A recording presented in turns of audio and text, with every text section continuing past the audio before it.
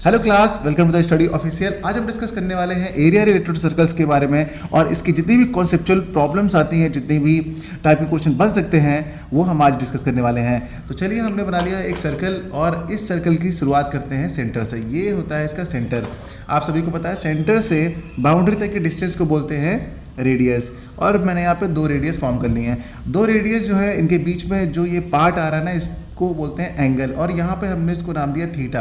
यहाँ पर थीटा एक वेरिएबल क्वांटिटी है कि यहाँ पर इसका मतलब है कि एंगल कुछ भी हो सकता है, कभी 30, कभी 60, कभी 90, कभी 45, कुछ भी हो सकता है। इसलिए इसको हम लोगों ने थीटा से इंडिकेट किया है। ठीक है, सेंटर को हम लोग जो है ना ओ से दिखा सकते हैं, किसी से दिखा सकते हैं, किसी से दिखा सकते हैं। हमने ओ से दिखा दिया। फिर यहाँ पर ये जो पॉइंट है ना, इसको हमने ए सपोज कर लिया है और ये दूसरा पॉइंट है, इसको हमने बी सपोज कर लिया है। और इसके बाद यहाँ से आप देख पा रहे हो कि ये जो बाउंड्री यहाँ से यहाँ तक आ रही है, ए से बी तक की जो लेंथ है आपकी, इसको बोलते हैं हम लोग आर्क लेंथ। ठीक है, ये हमारी आर्क लेंथ हो जाएगी। और अगर बात करें हम कि ये जो ओ ए बी, ये इतना पार्ट है पूरा का पूरा, इसे क्या कहते हैं? अगर इस पूरे पार्ट की बात करें ना, तो इसे बोलते हैं हम सेक्टर। इसको बोलते हैं एक सेक्टर। ठीक है, और अब हम क्या करेंगे, अब यहाँ पर हम ज्वाइन कराएंगे ए बी, ज्वाइन करेंगे ए बी को। तो यहाँ से जो ये लाइन आप देख रहे हैं ना, ये लाइन जो है बच्चों, इसे कहते हैं हम लोग कॉर्ड। ठीक है ना, ये लाइन हमारी क्या है? कॉर्ड है। चलिए, ये लाइन हम समझ गए कॉर्ड है। अच्छा, कॉर्ड के ऊपर भी कुछ एरिया दिख रहा है, तो आपको ये एक ट्रायंगल दिख रहा होगा यहाँ पे। तो यहाँ पर एक ट्रायंगल है और ऐसा वैसा ट्रायंगल नहीं है। इस ट्रायंगल की प्रॉपर्टी आप क्या देखेंगे, मतलब किस टाइप का ट्रायंगल है ये, तो ध्यान से देखेंगे आप। O to A, O to B, O A and O B क्या है आपकी रेडियस है। अगर ये दोनों की दोनों लेंथ आपकी सेम हो जाएंगी तो ये ट्रायंगल कैसा बन जाएगा? आइसोसेलेस ट्रायंगल बन जाएगा। ठीक है, यानी कि ऊपर एक आइसोसेलेस ट्रायंगल बनना है। ठीक है, और नीचे वाले की पार्ट की बात करें, अगर इस वाले पार्ट की बात करें, तो ये आपका एक सेगमेंट है। इसे हम लोग सेगमेंट बोलते हैं। चलिए लिख लेते हैं, ये है आपका एक सेगमेंट। अच्छा ठीक है, इसे हम कहेंगे सेगमेंट। ठीक है, ये जो लाइन आप देख रहे हैं ना, इस लाइन को बोलते हैं बच्चों कॉर्ड। इसे बोलेंगे हम लोग कॉर्ड। ठीक है, और यहाँ पर ऊपर एक ट्रायंगल बन रहा है, ये तो आपको पता है। अगर इस ओ ए बी की बात करें, ओ ए बी की, तो ये पूरा पूरा एक सेक्टर है। अच्छा ठीक है, तो यहाँ पर हमारे पास कितने टाइप के फॉर्मूला बनते हैं? तो एक तो बनता है सेक्टर, तो यहाँ पर हम लिख सकते हैं एरिया ऑफ सेक्टर। ठीक, area of sector O A B, ये पूरा पार्ट आप देख रहे हैं एरिया ऑफ सेक्टर है। तो इसका फॉर्मूला क्या होता है बच्चों? ये होता है पाई आर स्क्वायर थीटा अपॉन 360। ये हो गया आपका एरिया ऑफ सेक्टर का फॉर्मूला। अगर आपसे क्वेश्चन आता है डायरेक्टली, छोटा सा क्वेश्चन आता है 2 मार्क्स का, तो आपके पास रेडियस गिवन होगी, थीटा की वैल्यू गिवन होगी, आप यहाँ पुट कीजिए और सॉल्व कीजिए, आंसर 2 मार्क्स का, तुरंत फटाफट सॉल्यूशन खत्म। उसके बाद अब सेकेंड क्वेश्चन यहाँ से क्या बनता है? सेकेंड क्वेश्चन आपसे ये पूछा जाता है कि आप ये जो ए टू बी है ना, लेंथ आप लेंथ बताइए, इस आर्क की लेंथ बताइए। तो आप क्या लिखते हैं यहाँ पर? आप लिखते हैं length of arc A B. इस ए बी को हम इससे बस दिखाते हैं आर्क को। तो यहाँ से ए बी जो है ना, वो आपकी आर्क है। अगर आप इसके लिए फॉर्मूला बनाते हैं तो आपका फॉर्मूला क्या हो जाएगा? देखिए, ये लेंथ बाउंड्री पर डिपेंड कर रही है, तो बाउंड्री का फॉर्मूला मतलब 2 पाई आर होता है सर्कमफ्रेंस, और उसके बाद आप क्या, थीटा अपॉन 360। ये हो गई आपकी इस आर्क की लेंथ। तो ये भी क्वेश्चन आपसे पूछा जाता है, डायरेक्टली पूछा जाता है कि बताइए इसकी लेंथ ऑफ आर्क कितनी है ए बी की। इसमें भी आपके पास रेडियस दे दी जाएगी और थीटा दे दिया जाएगा। ये दो क्वेश्चन डायरेक्टली पूछे जाते हैं और 2 मार्क्स के आते हैं क्वेश्चन। ठीक है, अब जो थर्ड वाला पार्ट है ना, वही होता है, थोड़ा सा प्रॉब्लम क्रिएट करता है बच्चों को, थोड़ा सा प्रॉब्लम क्रिएट करता है, ज़्यादा डिफिकल्ट नहीं है। वो पार्ट ये है कि आपसे सेगमेंट पूछेगा। आपसे पूछेगा इस एरिया, जो ये सेगमेंट है ना, इस सेगमेंट का एरिया कितना होगा? ये जो रेड वाला पार्ट दिखा रहा हूँ ना, इसका एरिया कितना होगा? तो इसके लिए क्या लिखेंगे हम? Area of segment. अब सेगमेंट हमारा कौन सा? ये वाला पार्ट है ए बी, यानी इसके यहाँ पर एक पॉइंट सी मान लेते हैं, तो ए सी बी ए, ये हो जाएगा हमारा एक सेगमेंट ए सी बी ए। ये पूरा पार्ट हो गया ना अपना, ए सी बी ए, ये पूरा पार्ट हो गया। तो ये सेगमेंट आ गया। अच्छा, इस सेगमेंट का एरिया कैसे निकालेंगे? यहाँ पर यही तो क्वेश्चन है कि आखिर इसे कैसे फाइंड करेंगे। तो आप देखिए ध्यान से, ये यहाँ से पूरा का पूरा आपको एक सेक्टर दिख रहा होगा। ठीक है, ये पूरा होल पार्ट है। ठीक है ना, अब इस होल पार्ट में ये जो ट्रायंगल है ना अपर साइड में, इस ट्रायंगल को अगर आप यहाँ से हटा दें, माइनस कर दें, तो आपके पास यही वाला तो पार्ट बचेगा, और इसी को तो बोलते हैं हम लोग सेगमेंट। बस निकल आया देखिए। तो अब आप कहेंगे कि सर पूरे का एरिया क्या होगा? अभी हमने निकाला ऊपर सेक्टर का एरिया, यहाँ पर लिखेंगे एरिया ऑफ सेक्टर, यानी कि ये पाई आर स्क्वायर थीटा अपॉन 360, ये आ गया।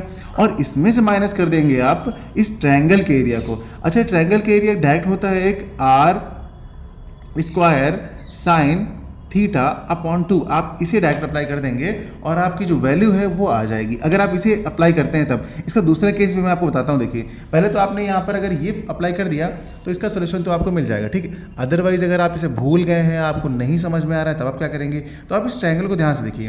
ये ट्रायंगल ऐसा वैसा ट्रायंगल नहीं है, ये ट्रायंगल है आपका कौन सा ट्रायंगल, देखिए ये आइसोसेलेस ट्रायंगल है, तो आप इसे यूँ बना सकते हैं और यहाँ से ना एक लाइन ड्रॉ कर दीजिए यूँ, ठीक है। अब इसको O है और ये A है और ये B है, मैंने इसी को अलग से बना लिया है, ठीक है ना। अब यहाँ पर जो भी आपका एंगल था, जो भी था, सपोज कर लेते हैं यहाँ पर हमारा एंगल जो है 120 है, ऐसा सपोज किया हमने, ये 120 है। अब क्या होगा, यहाँ से आप एक परपेंडिकुलर ड्रॉ करोगे। हालांकि आपको पता है कि ये कॉर्ड है और कॉर्ड पे अगर हम परपेंडिकुलर ड्रॉ करते हैं तो ये इसको बाइसेक्ट करता है, ठीक है, बाइसेक्ट हो गया। तो अब आपके जो ये एंगल थे ना वर्टेक्स के, ये भी बाइसेक्ट हो जाएंगे। यहाँ पर 60 इस तरफ हो जाएगा और 60 इस तरफ हो जाएगा। अब यहाँ पर आप क्या करेंगे, आपको रेडियस तो ऑलरेडी क्वेश्चन में दिया होगा ना, और आप उस रेडियस की हेल्प से, अब ध्यान करिए, जब आपको ट्रिग्नोमेट्री में पता होता है, ट्रिग्नोमेट्री में आप क्या जानते हैं, आपके पास एक राइट एंगल ट्रायंगल है, यहाँ पर भी तो एक राइट एंगल ट्रायंगल बन गया। अगर इसमें कोई भी आपके पास एक साइड होती है, कोई भी एक साइड होती है, सपोज कीजिए ये आपके पास लिखा हुआ 12 लिखा हुआ है और आपके पास एक एंगल दिया हुआ है यहाँ पे 30 दिया हुआ है, तो क्या आप यहाँ पे साइन लगा करके ये वाली वैल्यू नहीं फाइंड कर लेते हैं ना, साइन लगा के कॉस लगा के वैल्यू निकाल लेते हैं। सिमिलरली आप यहाँ से भी साइन कॉस अप्लाई करके वैल्यूज निकाल सकते हैं, और जब वैल्यूज आ जाएंगी आपकी, तो आप इस ट्रायंगल का एरिया निकाल लीजिएगा, base into height, half into base into height लगा करके इसका एरिया निकाल लेंगे और उस एरिया की को क्या करेंगे, इस टोटल सेक्टर से माइनस कर देंगे। बस बड़ी आसानी से आपका क्या इसका भी फॉर्मूला बन जाएगा। अब यहाँ पर हम इसको लिख सकते हैं, क्या और करके लिख सकते हैं। आप इस फॉर्मूले को नहीं इस्तेमाल करना चाहते हैं तो आप यहाँ पर लिख देंगे और पाई r स्क्वायर थीटा अपॉन 360, ये तो सेक्टर हो गया, ये तो कंफर्म करना ही पड़ेगा।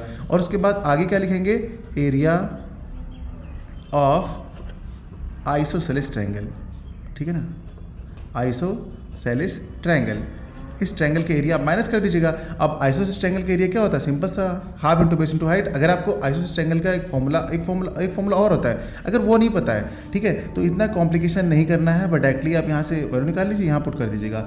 ये तो हो गया एक सिंपल सा तरीका कि भाई किस तरीके से हम क्वेश्चन को करते हैं। अच्छा, हमारे पास देखिए एनसीईआरटी की बुक है और एनसीईआरटी के क्वेश्चन तो एग्जाम में आते ही हैं, और ये कितना ज़्यादा आते हैं आपको पता ही है कि ये 80% के आसपास, लगभग 80 से 85% के आसपास जो कवर होता है अपने क्वेश्चन जो एग्जाम में आते हैं वो यहीं से पूछे जाते हैं। अच्छा देखिए, पहला क्वेश्चन क्या दिया है, find the area of a sector of a circle with radius 6 centimetre.